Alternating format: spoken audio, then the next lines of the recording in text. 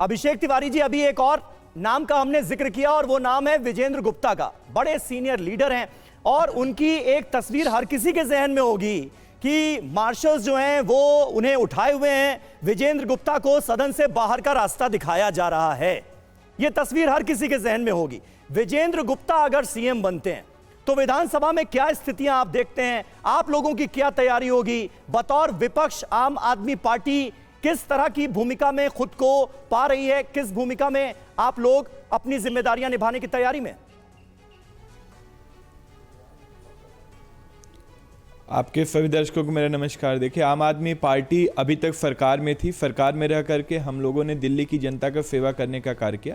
दिल्ली की जनता ने हमें आदेश दिया है, दिल्ली की जनता ने हमें निर्णय दिया है कि आप विपक्ष की भूमिका निभाइए। हम लोग विपक्ष में सकारात्मक भूमिका निभाएंगे और जो भी दिल्ली की जनता से भारतीय जनता पार्टी ने वादा किया है, चाहे वो युवाओं के लिए वादा किया हो, चाहे महिलाओं के लिए 2500 रुपये का वादा किया हो, चाहे यमुना की सफाई का वादा किया हो, चाहे पानी पहुंचाने का वादा किया हो, एक एक वादा पूरा करवाने के लिए आम आदमी पार्टी सड़क पे भी संघर्ष करेगी, विधानसभा में भी संघर्ष करेगी और दिल्ली की जनता की सेवा करती रहेगी। क्योंकि राजनीति हम लोगों के लिए खास करके कभी भी सत्ता का विषय नहीं रहा है, सेवा का विषय रहा है। तो दिल्ली की जनता सेवा करते रहेंगे। अभिषेक जी, मैंने सवाल इसलिए आपसे पूछा था, ये आपसे सवाल इसलिए पूछा था जनता मालिक होती है, जनता ने हमें निर्णय दिया है कि आप विपक्ष में रहिए, हम लोग विपक्ष की भूमिका निभाएंगे। ठीक है अभिषेक जी, लेकिन मैंने सवाल इसलिए पूछा था क्योंकि अभी तक बीजेपी के नंबर्स विधानसभा में बड़े कम थे, पहले 3 फिर 8, और अक्सर हम देखते थे जब भारतीय जनता पार्टी के जो विधायक हैं वो किसी मुद्दे पर आवाज बुलंद करते थे तो मार्शल के जरिए उन्हें उठवाकर सदन से बाहर कर दिया जाता था।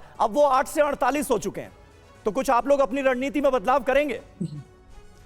देखिए, मेरा अपना मानना है कि ये आरोप प्रत्यारोप का दिन नहीं है। भारतीय जनता पार्टी जीती है, हम उनको बधाई देते हैं, लेकिन जहां तक विधानसभा की बात है कि आम आदमी पार्टी वाले हमेशा दिल्ली की जनता की भलाई के लिए कार्य करते थे। सदन में रोड़ा डालने का कार्य भारतीय जनता पार्टी वाले करते थे, तो उस तरीके से वो विधानसभा स्पीकर का अपना विशेषाधिकार होता है।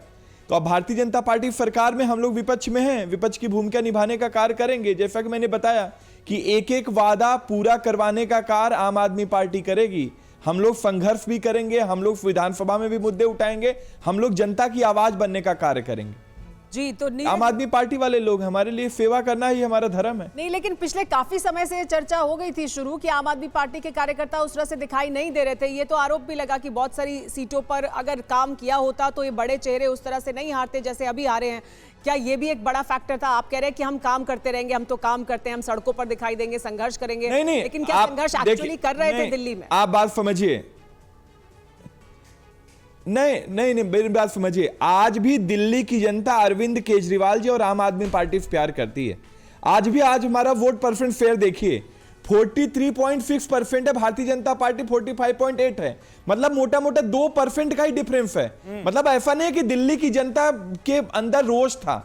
दिल्ली की जनता आज भी अरविंद केजरीवाल जी को प्यार करती है, आज भी आम आदमी पार्टी को अपने सर माथे पे बैठाती है। हालांकि हमारे सीट कम आए, हमारे विधानसभा के जो सदस्य चुने वो कम चुने गए। भारतीय जनता पार्टी बहुमत में है, तो भारतीय जनता पार्टी को सरकार चलाने का आदेश दिल्ली की कौशल कांत जी का भी प्रतिक्रिया ले लेते हैं। का आदेश दिया है। कौशल जी, आप सुन रहे हैं अभिषेक का ये कहना कि बहुत अंतर नहीं है वोट परसेंटेज पे, तो आप इस तरह से नहीं कह सकते हैं कि पूरी तरह से रिजेक्ट कर दिया है आम आदमी पार्टी को दिल्ली के लोगों ने। भले ही जाहिर सी बात है, सत्ता में जो जीता वही सिकंदर, जो जीता वही आगे बनेगा, मुख्यमंत्री बनेगा, सरकार बनाएगा, लेकिन वोट परसेंटेज में तो बहुत अंतर नहीं है। तो ऐसे आउटराइट रिजेक्ट भी नहीं किया है आम आदमी पार्टी को।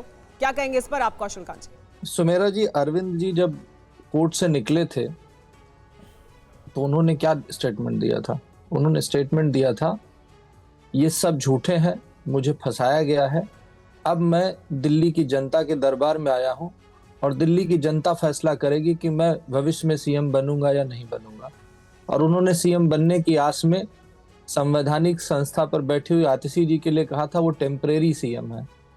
तो अब तो दिल्ली की जनता ने उन्हें नकार दिया ना, तो वो सपना नहीं देख सकते। और अरविंद केजरीवाल मतलब आम आदमी पार्टी की आत्मा, जिस पार्टी की आत्मा को ही दिल्ली की जनता ने हरा दिया हो, उस पार्टी के बारे में क्या ही कहा जाए।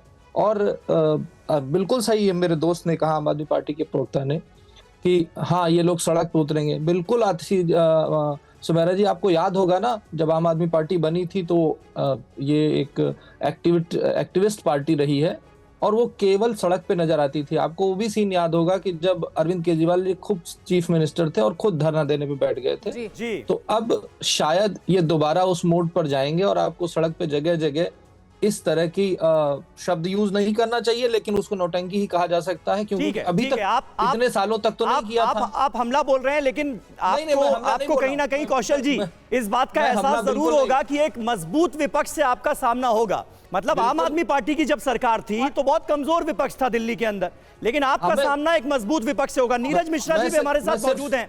कौशल जी एक मिनट, नीरज मिश्रा जी भी हमारे साथ मौजूद हैं, बहुत देर से आप लोगों को सुन रहे हैं। नीरज मिश्रा जी, अब आम आदमी पार्टी अगर इस बात पर संतोष जता रही है, खुश हो रही है कि भाई फासला 2% का ही है, वो तो समझ में आता है, लेकिन कांग्रेस 2% बढ़कर 4 से 6% होकर वोटिंग परसेंटेज में क्यों खुशी मना रही है, इसका आंसर किसी को मिल नहीं रहा है। मतलब आप लोग सिर्फ इसलिए खुश हैं कि देखिए आम आदमी पार्टी को सत्ता में नहीं आने दिया।